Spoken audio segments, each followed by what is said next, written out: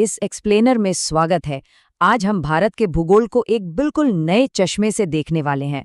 मतलब रटे रटाए तथ्यों से थोड़ा आगे बढ़ते हैं।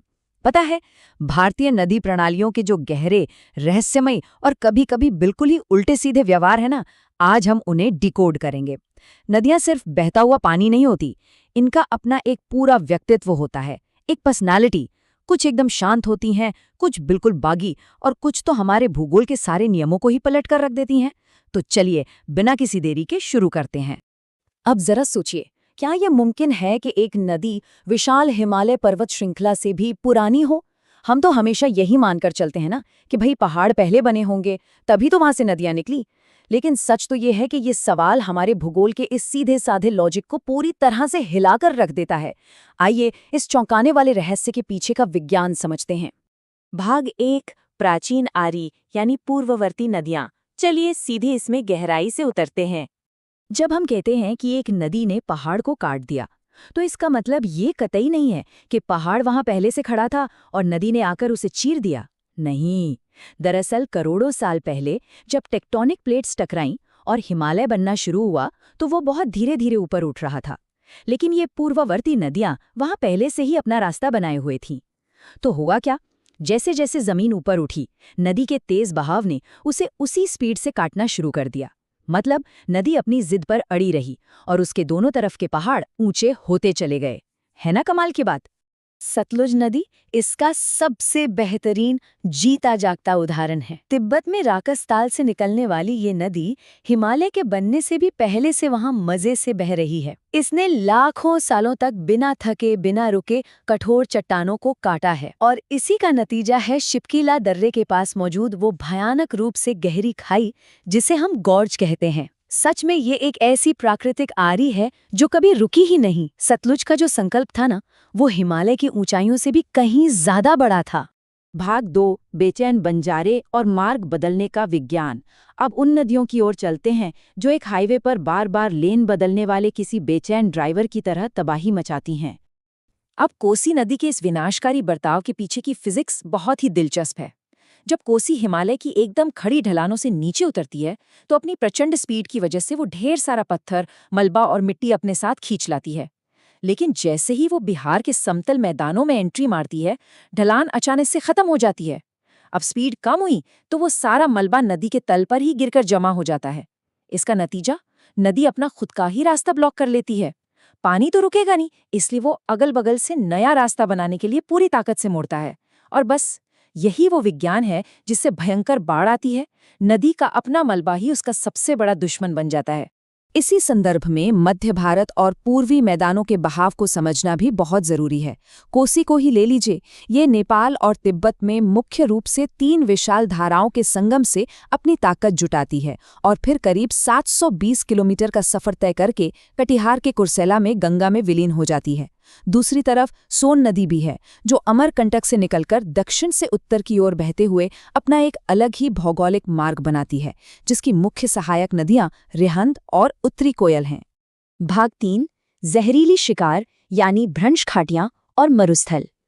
चलिए अब पूर्वी पठारों की ओर रुख करते हैं। अब यहाँ पूर्वी भारत की 541 किलोमीटर लंबी दामोदर नदी के रास्ते को समझने के लिए हमें घाटियों के एक बेसिक फर्क को समझना होगा। देखिए, सतलुज या कोसी की तरह दामोदर ने अपना रास्ता खुद मेहनत करके नहीं काटा है। छोटा नागपुर पठार की खमरपाट पहाड़ी से निकलने वाली ये नदी एक भ्रंश घाटी यानी रिफ्ट वैली में बहती है। रिफ्ट वैली का मतलब है जब टेक्टोनिक हलचल से जमीन का कोई हिस्सा नीचे धंस जाए और एक प्राकृतिक दरार बन जाए। तो दामोदर बस उसी बनी बनाई पहले से तय दरार में आराम से बहने लगी। तो यहाँ सबसे अहम बात यह है कि इस बीओडी यानी बायोलॉजिकल ऑक्सीजन डिमांड के कॉन्सेप्ट को समझे बिना हम पर्यावरण के भूगोल को डिकोड नहीं कर सकते।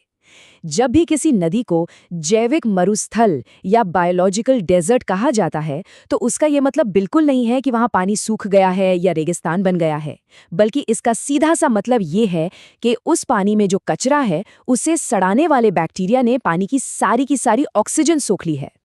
और इसी बीओडी के बेतहाशा बढ़ने का सबसे दुखद और खौफनाक अंजाम हमें दामोदर नदी में देखने को मिलता है। हम सब जानते हैं कि छोटा नागपुर और दुर्गापुर का इलाका एक विशाल इंडस्ट्रियल हब है। दशकों तक वहां के कारखानों का कचरा, खतरनाक केमिकल और कोयले की राख सीधे दामोदर नदी में उड़ेली गई। कचरा इतना ज्यादा हो गया कि उसे गलाने वाले बैक्टीरिया ने पानी की एक एक बूंद से ऑक्सीजन खींच ली। बिना ऑक्सीजन के मछलियां और सारे जलीय पौधे दम घुटने से मर गए। आज हालात ये हैं कि गिरिडीह से दुर्गापुर तक का पूरा 300 किलोमीटर का हिस्सा एक जैविक मरुस्थल बन चुका है। नदी बह तो रही है, लेकिन उसका पानी पूरी तरह से बेजान है। भाग 4, जानलेवा जलमार्ग यानी हमारा जटिल उत्तरी नेटवर्क। अब हम पूर्वी पठारों से सीधे सुदूर उत्तर की ओर चलते हैं। हिमालय का ये जल निकासी नेटवर्क कोई सीधा साधा रास्ता नहीं है, बल्कि ये बहुत ही उलझा हुआ और जटिल जाल है। जैसे झेलम को ही ले लीजिए, जो पीर पंजाल के वेरीनाग झरने से निकलकर वूलर झील तक जाती है। चिनाब दरअसल चंद्रा और भागा नाम की 2 नदियों के मिलने से बनती है। वहीं स्पीति और जांस्कर जैसी नदियां बेहद कठोर चट्टानों को चीरते हुए गहरे गॉर्ज बनाती हैं और अंत में विशाल नदी प्रणालियों का हिस्सा बन जाती हैं। सच कहूं तो ये सिर्फ एक नक्शा नहीं है, बल्कि ऊंचे पहाड़ों के बीच बुना गया कुदरत का एक सघन और अद्भुत जाल है। और इस पूरे नेटवर्क में एक नाम सबसे ज्यादा खौफ पैदा करता है, काराकोरम क्षेत्र की शोक नदी, जिसे शाब्दिक रूप से मृत्यु की नदी कहा जाता है। अब सवाल ये उठता है कि प्राचीन काल के व्यापारी इस इतने खतरनाक रास्ते से क्यों गुजरते थे, जहां गर्मियों में अचानक से भयंकर बाढ़ आ जाए और सर्दियों में बर्फ की परतें टूटकर जान ले लें? जवाब बहुत सीधा है। पहाड़ इतने ज्यादा ऊंचे और खतरनाक थे कि उन्हें पार करना इंसान के बस की बात ही नहीं थी। केवल इन नदियों ने ही पहाड़ों को काटकर घाटियां बनाई थीं। इसलिए मध्य एशिया के यारकन से लद्दाख के बीच व्यापार करने वालों के पास अपनी जान हथेली पर रखकर इस मृत्यु की नदी के किनारे किनारे चलने के अलावा कोई दूसरा चारा ही नहीं था। भाग 5, गायब होने का रहस्य और अंतःस्थलीय अपवाह। चलिए अब पश्चिमी भारत की ओर रुख करते हैं। अब जरा इस रहस्य पर गौर कीजिएगा। एक नदी जो पूरे 500 किलोमीटर की लंबी दूरी तय करने का दम रखती है, वो किसी महासागर या समुद्र तक पहुंचने से ठीक पहले ही अचानक से धरती में गायब कैसे हो सकती है?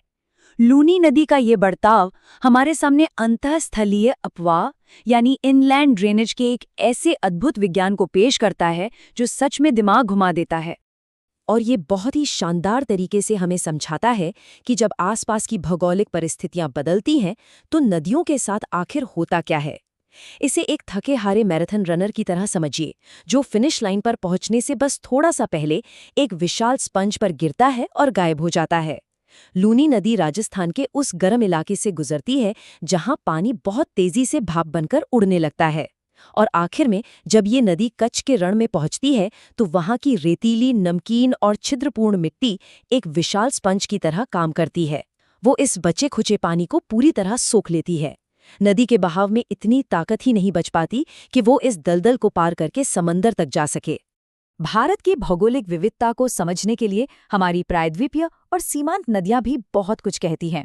जैसे माही नदी को देखिए, जो अपने रास्ते में एक एकदम तीखा यू टर्न लेती है, या फिर काली नदी जो एक बिल्कुल परफेक्ट चाप यानी आर्क के आकार में अरब सागर की ओर बहती है।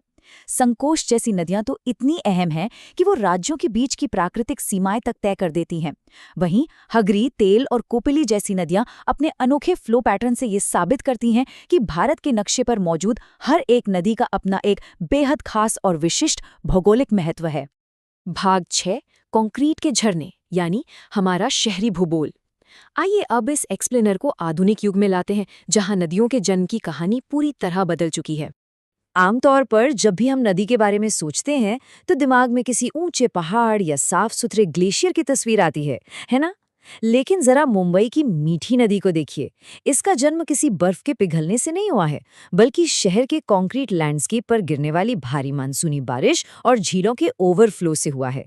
जब भारी बारिश के कारण मुंबई की विहार और पवई झीलें अपनी फुल कैपेसिटी पर आकर छलकने लगती हैं, तो उनका वही ओवरफ्लो पानी मिलकर एक नई जलधारा बना देता है।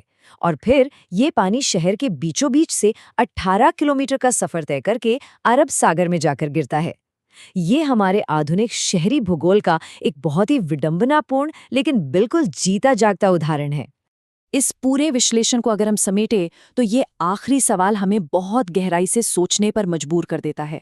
हमने देखा कि कैसे सदियों से नदियों ने ऊंचे पहाड़ों को काटा, बंजर मरुस्थलों में जीवन की उम्मीद जगाई और दुर्गम रास्तों पर व्यापारिक मार्ग बनाए। लेकिन मीठी नदी और दामोदर के जो उदाहरण हैं, वो साफ साफ बता रहे हैं कि अब हम इंसान नदियों का भविष्य लिख रहे हैं। तो सबसे बड़ा सवाल यही है कि ये जो हमारा बेतहाशा और तेजी से बदलता शहरी और औद्योगिक भूगोल है, ये आने वाले कल में नदियों को किस नए और शायद भयानक रूप में आकार देगा। ये एक ऐसा विचार है जिस पर हम सभी को बहुत गंभीरता से सोचने की जरूरत है। इस एक्सप्लेनर में हमारे साथ जुड़ने के लिए बहुत बहुत धन्यवाद।